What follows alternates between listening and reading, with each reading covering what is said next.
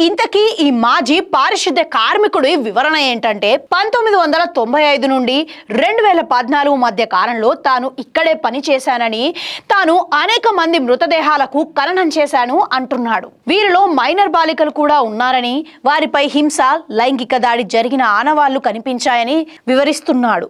మృతదేహాలు త్వరగా కుళ్ళిపోయేలా నేత్రావతి నది ఒడ్డున ఖననం చేశానని, 2010లో ఒక స్కూల్ డ్రెస్ లో ఉన్న బాలిక డెడ్ బాడీని పాతిపెట్టానని, ఇలా తానెన్నో మృతదేహాలను ఖననం లేదా దహనం చేశానని చెప్పుకొచ్చాడితడు.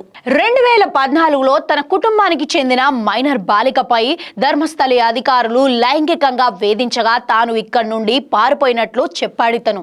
ఇన్నేళ్ల పాటు తాను అజ్ఞాతంలో ఉన్న ఆ అపరాధ భావం తనను వెంటాడుతూనే ఉందని, బాధితులకు న్యాయం చేయాలన్న సంకల్పం కొద్దీ తాను ప్రాణాలు పణంగా పెట్టి తాను ఈ విషయాన్ని వెలుగులోకి తెస్తున్నట్లు చెప్పాడా మాజీ సఫాయి కార్మికుడు.